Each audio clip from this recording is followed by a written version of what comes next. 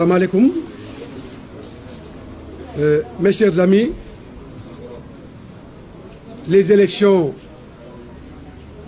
communales et départementales ont vécu au Sénégal et comme vient de le montrer le président de la commission électorale de la coalition Yewwi Askan Wi, le président Déthié Fall, ces élections ont montré à suffisance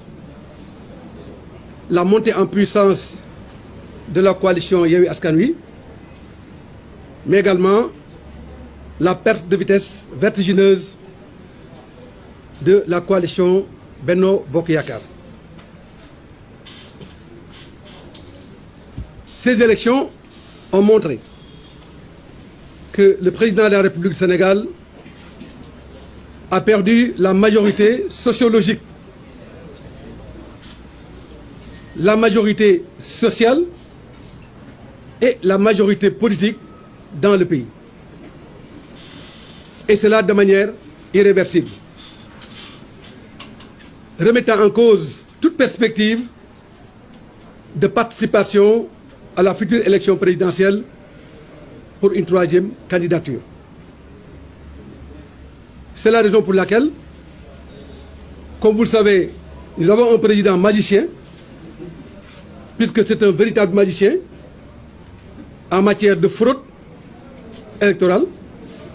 Il a sorti de sa baguette magique son système déjà honni par la communauté internationale, mais également par tous les candidats qui ont été éliminés ou recalés lors de la présidentielle de 2019. Je veux dire le système de parrainage. Système de parrainage qui a été dénoncé par la Cour de justice de la CEDEAO, mais système de parrainage qui est aussi une vaste escroquerie politique. Puisque tout le monde sait que le parrainage n'est qu'un filtre pour éliminer des candidats et demain pour éliminer des listes. Mais nous voulons ici et maintenant dire au président Macky Sall et à son gouvernement que les tendances lourdes qui ont été entamées à travers les élections communales et départementales du 23 janvier sont les tendances des pulsions populaires. C'est l'expression légitime de la volonté populaire pour amorcer et faire amorcer à notre pays des changements au grand bonheur de ces populations. C'est une lapalissade que de le répéter maintenant. Que les Sénégalais sont fatigués. Les Sénégalais sont outrés par les brimades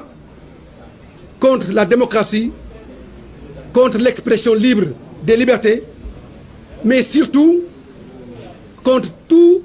les pesanteurs qui pèsent sur eux face aux difficultés économiques et sociales de tous ordres. C'est aussi pourquoi nous voulons dire au président Macky Sall que son régime, c'est fini. Macky Sall gassi. Il n'a qu'à organiser de manière démocratique les élections et partir librement. Mais cela n'est pas une demande de la coalition Yewwi Askan Wi. C'est une exigence du peuple sénégalais que nous n'allons ménager aucun effort pour la mettre en exergue au grand service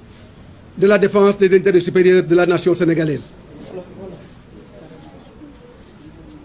Le parrainage est inacceptable,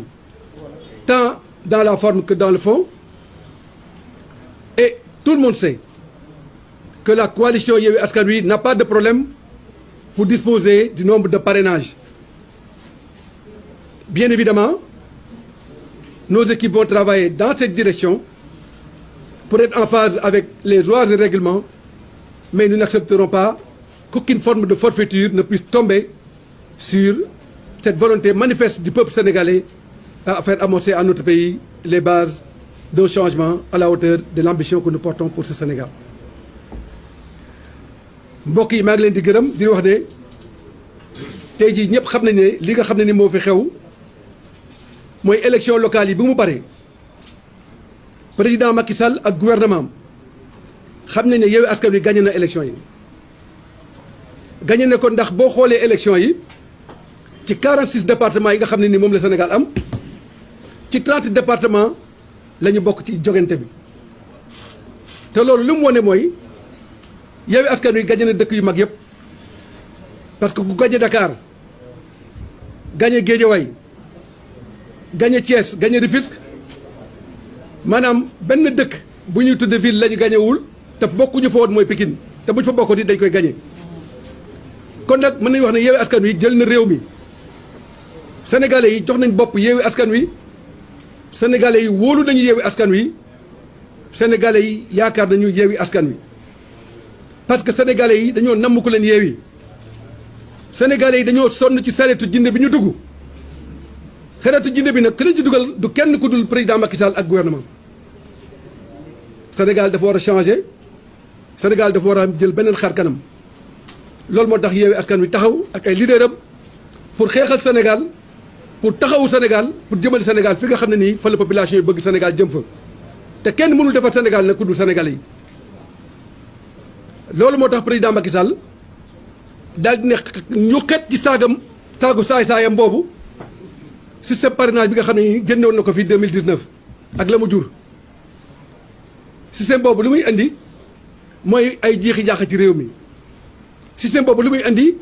mooy lépp loo xam ne nii day yàq xel ak bëgg-bëggu askanu Sénégal loolu moo tax ku bëgg nga nekk candidat liste mu bëgg éliminer aussi dina trouver moyen pour éliminer la ñi koy wax ne moom président Macky Sall ne ko lu ëpp tuuru fii ñu nekk nii ak fii réew mi toll ak li Sénégalais yi jox loxo Yewwi Askan Wi ñun ñàkkuñu fula ñàkkuñu fayda te duñu yox-yoxi daañu jàkkaarloog moom xeex ba li nga xam ne nii ak yelleef bi nga xam ne nii moom la Sénégalais yi taxaw bëgg ko pour Sénégal changer jëm kanam loolu moo tax ñu ne ko parrainage bi mënul nekk benn yoon occasion pour mu éliminer liste tax dama yaakaar nag ne xelam nekkul ne mën na xalaat ne ëllëg mën na éliminer liste Yewwi Askan Wi loolu moom xelam nekku ci Yewwi Askan Wi dina yeewi Sénégal yeewi ko moom jël Sénégal teg ko ci anam bi nga xam ne nii moom la Sénégal yi bëgg te ñu wan ko ci campagne bi passé mooy jox ñu bopp jox ñu mbagg jox ñu bët jox ñu xol pour que ñu ànd tabaxaat Sénégal liggéey ko ba Sénégal jëm kanam maa ngi leen di gërëm di leen sant. merci président Gakou léegi nag Cheikh Tidiane Youm mooy wax ci ngénte mburoog sow yi fi Macky Sall ngénte fan yii ñu xool ba xam moom dana